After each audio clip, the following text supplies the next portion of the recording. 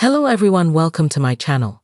Kevin de Bruyne received an emotional farewell at Etihad Stadium for the final time on Tuesday night, and the moment even brought manager Pep Guardiola to tears, who called it a sad day. The 33-year-old will go down as a Manchester City legend and proclaimed he will always be here after the announcement that a statue will be built, external in his honor outside the stadium.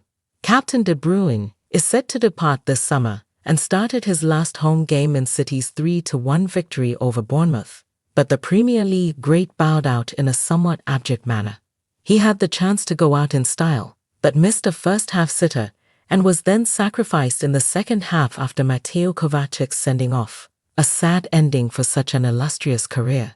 De Bruyne said in his post-match speech, "I wanted to play with creativity, I wanted to play with passion, I wanted to enjoy football, and I hope everyone enjoyed it. Everybody has pushed me so hard inside and outside the club to be the best version of myself, and these guys in front of me have made me better than I was before. It's an honor to play with these guys. I've made so many friends for life." The decade-long association has produced unprecedented success for City, while the player has etched himself into the club's history books by taking home an incredible 16 winners' medals during that period. Once the full-time whistle was blown, nothing was going to spoil his grand send-off as City players, staff and supporters paid tribute to their midfield maestro. Guardiola said, "Everybody saw how much the people from Manchester City are connected with him and his family, and how much love they have. Titles are nice and everything that he has achieved. But when you leave after 10 years with this much respect and gratitude, there is nothing else better than that. I am part of that. The club will take the decision, but it is a sad day and he will be missed. There is no doubt about that." Guardiola added, "When Kevin arrived here, I am pretty sure he was not a Man City fan. I don't know who he supports, but I am pretty sure he is a fan now and will be forever.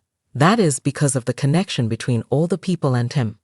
Humble De Bruyne deserved send-off on a night when the boss rolled into town. The king waved goodbye for the final time. De Bruyne's face was plastered everywhere you looked on arrival at the stadium, and although legendary US singer Bruce Springsteen may have been playing a few yards away at the Co-op Live Arena, this was the hottest ticket of the day. Merchandise stalls had scarves emblazoned with De Bruyne's name, as did the shirts of supporters, while the matchday program has a mock-up of the player with the crown from the Premier League trophy atop his head. City had announced in the lead-up to kickoff that they had dedicated a mosaic and named a road after De Bruyne at the club's academy. It was also fitting that a playmaker that has created such artistry on the grass canvas has had a huge mural painted of him in Manchester's northern quarter. Once chants of "Oh Kevin de Bruyne" to Seven Nations Army died down, there was a buzz of anticipation each time he had his foot on the ball, willing him to showcase a goal or assist for one last time on their turf. The big moment could not have been planned any better. The ball laid to him on a plate, in front of an open goal, a couple of yards out. But De Bruyne in slow motion scooped the ball onto the bar. The 33-year-old had his head in his hands. So did the returning Rodri on the bench and City fans, all around, as the dream finale went away. "It's terrible," De Bruyne said of the miss. "There's no excuses. My son is going to be very tough on me today." At full time, a montage of his best moments over the past decade flashed up on the screen with messages from the likes of Sergio Aguero, Vincent Kompany, Raheem Sterling, and Pablo Zabaleta. De Bruyne was given a guard of honor as he returned to the pitch with his wife and kids by his side. Then came the outpouring of emotion. The former Chelsea man struggled to hold it together during his speech in the middle of the park, as did a tearful Guardiola watching on from the sidelines. "We want you to stay, Kevin de Bruyne. We want you to stay," was the chant that rung out from supporters, but there appears to be no turning back as he led his teammates on a lap of appreciation before making an exit for one last time. Former City defender Micah Richards said, "He lets his football do the talking.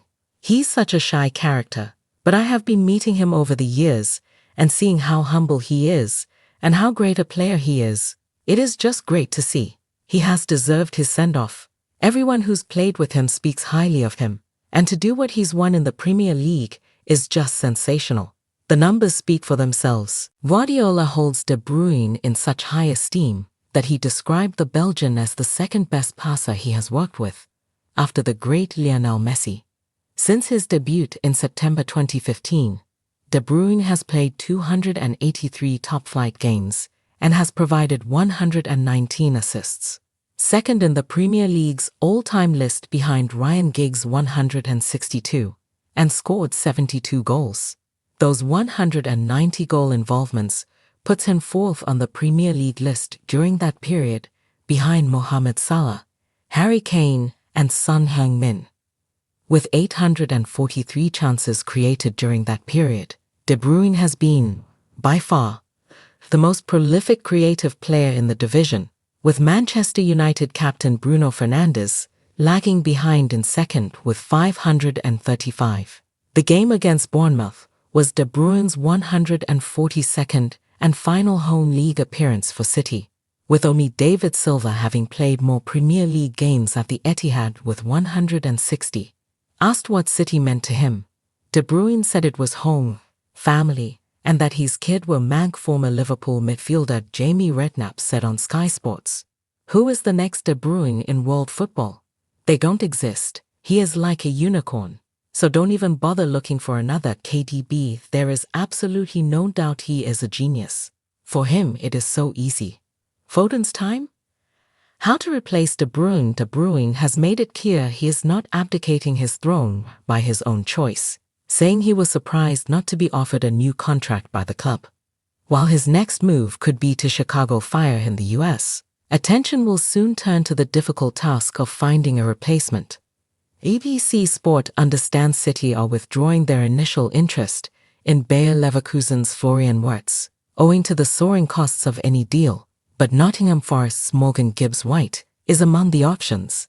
City, though, have two players at the club in Phil Foden and Jack Grealish that have played a bit-part role this term and could provide the answer if they can rediscover their form. He, De Bruyne, is irreplaceable, said Richards. I have been disappointed with Phil Foden, but he needs to step up now. There is a vacancy available and this is Foden's time. De Bruyne added, to do what we've done as a club, supporters, teammates, we've won everything. We made the city, the club bigger, and now they're going to take over. Please subscribe to my channel.